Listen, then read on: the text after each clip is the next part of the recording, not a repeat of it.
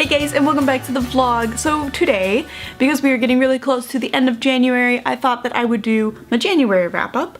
I managed to read quite a few things in January. I read 9 books total. So one thing I do want to say that I'm not going to be super picky about doing this year is giving star ratings. However, I am still going to be doing my wrap-ups in terms of what book I liked the least to the book that I liked the most. So for this month, the book that I read that I liked the least is this guy. This is a fictionalized biography of a surgeon called Spencer Black.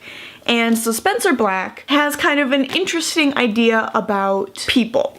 And that idea is that when we have people who are disfigured or in some way have a disability, it is not that their body has done something wrong, it is that it is remembering a past form. These mythical creatures that we hear a lot about are actually just kind of things that once existed and our bodies still have the memory of them. So he gives the example a lot of a woman born without arms or very short arms, is just being, her body is just confused and thinks that she should have wings, and so she doesn't form the arms correctly. Now this sounds very, very interesting. The premise of this I think is really cool. They talk about kind of his deterioration in his sanity. So this book is broken up into 2 sections. The first section is the actual biography, and then the second section is what is his work, so his book that he has written, the Codex Extinct Animalia. So this is kind of his work. So the actual biography of Spencer Black is short and it's very lacking, taking into account the fact that this is a made-up person. So this person who wrote this book could have done any number of things, because I'm not expected to believe that she actually was able to find this, because I'm aware that it is fictionalized.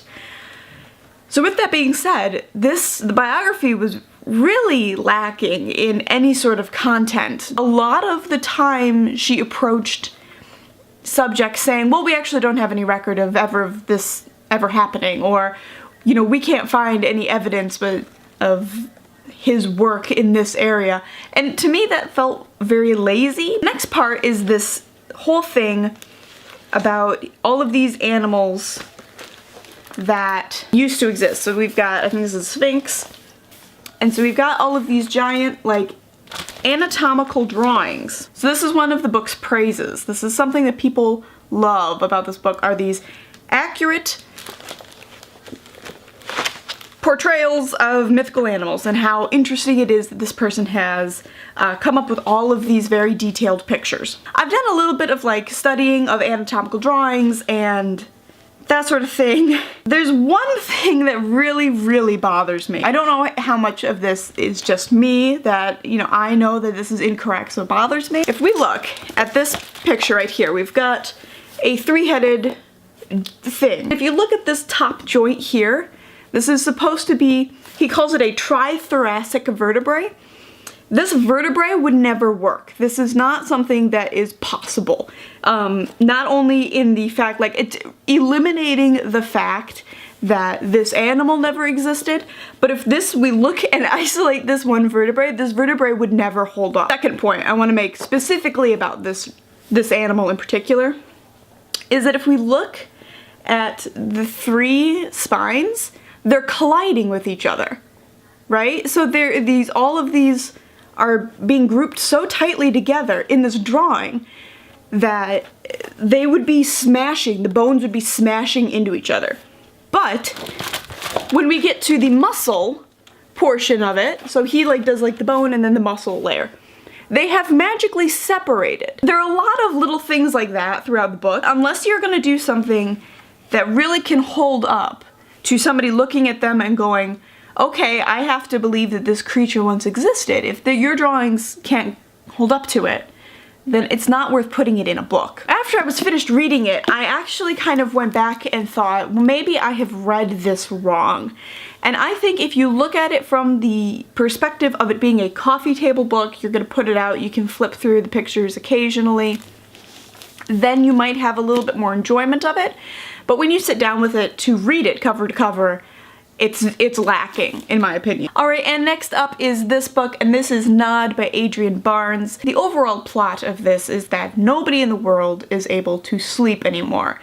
Everybody kind of wakes up, or doesn't wake up one morning, and realizes that the majority of people haven't slept, and the majority of people can't sleep anymore. This follows a couple. The lady is not able to sleep, and the guy is able to sleep, and he is one of the very, very, very few people who is actually still able to sleep. It follows kind of a day by day what happens as these people aren't able to sleep. So it's not just one night, it's like they wake up, or they get up one morning and they are never able to fall asleep. And then it chronicles kind of the woman's deterioration and society's deterioration. The problem that I had was that it is a very action-packed book. So it is very small. It is straight dystopian and apocalypse. I kind of want to say this is a spoiler, and at the same time I think you need to know this going in so you don't have this kind of idea of what this is gonna do. So kind of spoiler, kind of not. You are never given any explanation or even any hypothesis as to why this has happened. You are basically just told, it's happening, no more questions. It's 250 pages, it didn't take me that long to read, but for it to be such an interesting premise and then to just completely not deliver on any sort of answers or anything, was pretty annoying. So the first book that I want to talk about in the kind of upward trend now is The Unseen World by Liz Moore. So this is about a girl and her father. Her father is kind of a computer math genius, and he works at a lab, and she has been homeschooled by him and his colleagues. Her father develops Alzheimer's, and during this complication of her being kind of a younger teenager and her father developing Alzheimer's and being a single parent, complications with her safety and her life kind of ensue, and they think that maybe her dad wasn't everything that he seemed. Without trying to give too much away, there is a very interesting story in here. I had a couple of problems with it. One of the things that I find annoying is the depiction of high school. So if you tell me that somebody is 12 or 13 and has just gone into public school for the first time, I'm going to already know that this is going to be awkward. She is not going to feel comfortable. She's all of a sudden going to be more self-conscious. Those three things to me are givens.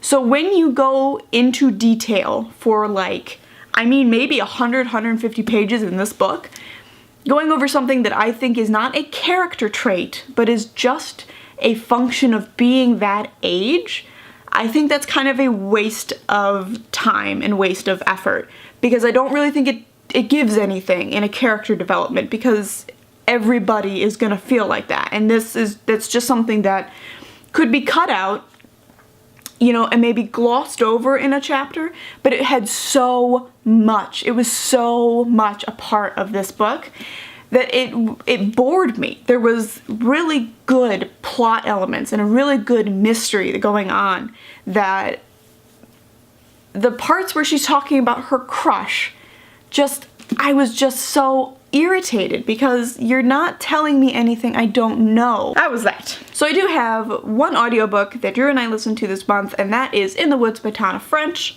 This is the first in a Dublin Murder Squad series that she does. Each book follows different detectives. I don't want to give really very much away about this book. If you haven't read it, I would suggest reading it. It is pretty good. Basic plot of that is there has been a body of a young girl found in this woods where there were 3 children who went missing kind of in the 80s. We follow 2 detectives. That's all I really want to say about that. It was very good. Drew and I really enjoyed it. We really enjoyed the character of Cassie. She is by far the better character. I think Adam Ryan was done very well for what he was supposed to be. We were always just like, no, Cassie's gonna tell him that he's frickin' wrong, and Cassie could always be relied on. So I was a big fan of Cassie. I am gonna be looking into her other books because she does have, I think, 4 or 5 other ones in this series. That would be pretty interesting to see how the rest of the team goes. All right, next up we have, which one is the front of this? there's not really a front. It's this book. This is Rebecca by Daphne du Maurier. This is a library copy. It is the oldest, most beat up library book I have ever gotten. I liked it. I was not in love with it like many people have been. I'm glad that I read it because I think it's obviously it's worth reading. There is a little bit more mystery and kind of intrigue than I was anticipating. So I did really like this. It wasn't my favorite book of all time like it is many people's. But yeah, so I did really enjoy Rebecca. It's about a woman, a very young woman, who is serving as a companion to an older lady, and she meets a man on this vacation that they're taking, and she is asked to marry him, and they go back to this estate, which is Manderley. That is Rebecca. Now we get into some books that I really loved. One of those is this, and this is Nine Fox Gambit by Yoon Ha Lee. I am not a huge sci-fi reader. I want to preface it with that, because I was confused for so long during this book because I couldn't figure out what they were talking about. But when I did finally like catch on to what was going on, I really enjoyed this. So this is about a disgraced captain of a military, and she is kind of recruited to do this other project or this other mission. When she is recruited, she has to team up with this general who has been known to be crazy, and they have to go and take back this fortress, which is what you're seeing here. And maybe if you're starting out in science fiction, this is not super accessible because it is very hard science fiction, and I am definitely going to be rereading it when the next book comes out because I will be picking it up. And I have the last two books that I read this month, and I cannot rank them any sort of way, so I'm just going to talk about them how they're sitting on my desk. And the first one is The Crane's Dance by Meg Howry. Now this follows two sisters who are ballerinas. I am not big into ballet. I was not a dancer myself, so I want to point that out because I think that this can be very intimidating for somebody who does not necessarily care about ballet. I don't really care about ballet, but this follows two ballerinas in their kind of day-to-day life, being somebody who works for what I'm assuming is supposed to be like the Joffrey Ballet in New York. The younger of these two sisters has had kind of a mental breakdown, and the older sister is having to kind of deal with that. And this was so good. It's incredibly funny. Like, I was laughing. This older sister who is snarky and sarcastic and it's just so well written. Meg Howry is actually a dancer, and that shows the like knowledge of ballet and how these performances are put together. Is very apparent that the author knows what she's talking about. This is an awesome book. It is so funny and so tense in some parts. It's just about this girl trying to figure out how to deal with her sister. Finally, the last book that I'm going to be talking about is this one, which is Where We Go When All We Were Is Gone by Sequoia Nagamatsu. This is a collection of short stories, all dealing with Japanese folk tales. I mean this in a very good way. Each of these stories you could have told me was written by a different person, and I would have believed you. The range of voices that he is able to pull off in very tiny book is really good. My favorite story in this whole thing is one of the longest. Inn of the Dead's orientation for being a Japanese ghost. And like one page just says 10 things you should have known before you died. This is unavailable for the living. Which you think, so it's 10 things that you should have known, but this is actually unavailable for living eyes. You can't see it. And there are so many little things like that, especially in this story. And so it goes through all of these actual Japanese mythical ghosts. I want to read you just this little section. So we have to agree that men have historically screwed over women, overshadowed their accomplishments, silenced them, and abused them. I'm not sure why pissed off Japanese women become so badass when they die, but I imagine it has something to do with their culture. We're a quiet bunch generally, and many women, even these days, are still very much in the obedient housewife camp. In other words, there's a lot of shit bottled up. So you get that voice throughout this whole thing, but then you also have stories that are very sad and very lyrically written. Kind of a funny little backstory on this book. I got this recommendation off of another booktuber who lives in Europe. And at the very back, there's a little author bio. I was reading the little author bio. So the author, he studied at SIU.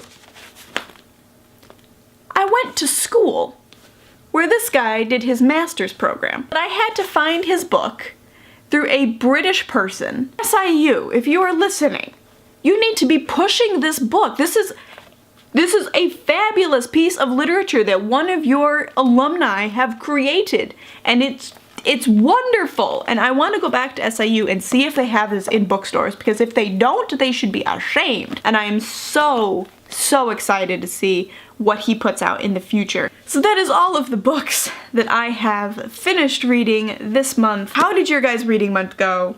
I'm sorry that this was very long, but I wasn't sure when I started this month. I was like, I don't know if I'm going to have enough really by the end of the month to count for 2 wrap-ups. So if I read this amount of books again in 1 month, I will definitely be splitting them up into like a mid-month review session and then an end-of-the-month review session, so that we don't have these really long, like 15-minute videos. Tell me down below if you've read any of these or if you are going to be picking any of these up recently. I know that a lot of people have read like The Unseen World. And I will talk to you guys very soon with another video. Bye.